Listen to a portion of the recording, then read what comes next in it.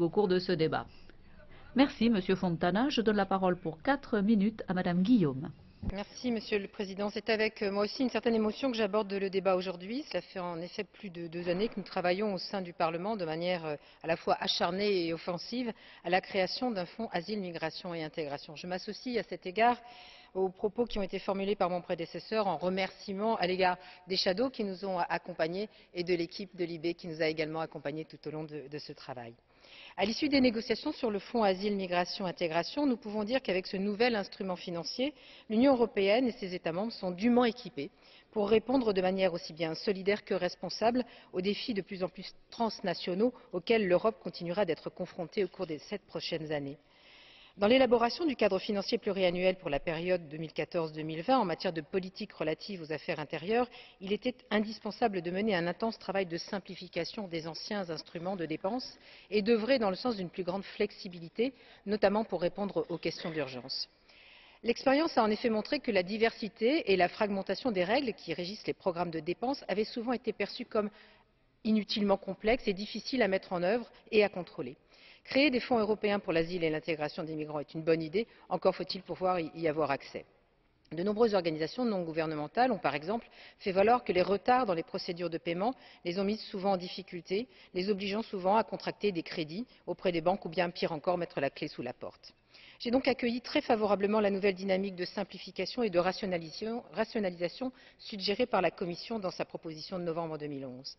Le Fonds asile, migration et intégration s'appuie ainsi sur les 3 instruments financiers de la période précédente, le Fonds européen pour les réfugiés, le Fonds européen d'intégration et le Fonds européen pour le retour. Parmi ses objectifs stratégiques, le nouveau fonds contribuera à renforcer le régime d'asile européen, favoriser la migration légale dans l'Union, promouvoir des stratégies de retour équitables et approfondir la solidarité et le partage des responsabilités entre les États membres. Dans le cadre de ces objectifs, le fonds comporte désormais également une dimension extérieure permettant de financer des actions menées dans les pays tiers ou les concernant. En revanche, si elle est positive, cette quête de simplification et d'adaptabilité était également source d'interrogations. Regroupés désormais dans un instrument unique, comment s'assurer que les États membres ne privilégient pas davantage les activités de retour par rapport à celles liées à l'asile ou à l'intégration?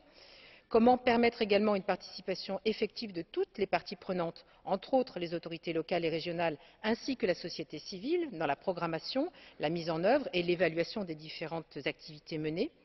Comment mettre en place un mécanisme d'évaluation rigoureux pour s'assurer que les financements européens sont utilisés de manière appropriée et transparente, alors même que les États membres n'avaient pas défini de cibles ou d'indicateurs appropriés pour leur programme annuel? Et enfin, encore une série d'interrogations, lorsqu'il sera désormais possible de financer des actions à l'extérieur de l'Union, comment veiller à la cohérence de ces actions avec d'autres politiques européennes, notamment de développement, et d'éviter que les États ne soient tentés par une politique du bâton et de la carotte qui subordonnerait en quelque sorte l'aide au développement aux efforts des pays étrangers en matière de retour et de contrôle aux frontières? Faisant écho aux inquiétudes soulevées, nous sommes parvenus au Parlement, au terme d'une négociation intense, à obtenir une répartition juste et transparente des financements entre les différents objectifs du fonds, en prévoyant qu'un pourcentage minimum des ressources soit alloué respectivement aux politiques d'asile et d'intégration. Ainsi, sur les 2,4 milliards d'euros, les États se partageront pour financer leur programme annuel. Au moins 20 devront être alloués pour favoriser la migration légale et promouvoir l'intégration effective des migrants, et 20 supplémentaires minimum devront financer les mesures liées à l'asile. Les ONG et les organisations internationales pertinentes dans le cadre des partenariats participent au développement et à la mise en œuvre du fonds et du suivi au niveau national. Nous avons obtenu le renforcement d'une approche axée sur les résultats, qui ne se contentera pas d'avoir une vision comptable des actions menées, mais privilégiera également une évaluation qualitative de leur réalisation. J'ai quelques regrets, évidemment, puisque nous ne sommes pas parvenus à renforcer la solidarité en matière d'asile, qu'elle s'exerce à l'égard des pays tiers ou entre les États membres, et ainsi, par exemple, nous n'avons pas réussi à mettre en œuvre les instruments disponibles tels que présents dans les traités, par exemple l'article 80 du traité sur le fonctionnement de l'Union européenne, afin de garantir davantage de mesures de solidarité à l'avenir. C'est un regret que nous n'avons pas réussi pour lequel nous n'avons pas trouvé de solution dans nos discussions.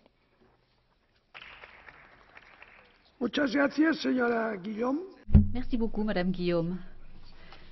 Monsieur Iacolino a la parole pour 4 minutes. Merci, Monsieur le Président. Madame Malmström, les 4 rapports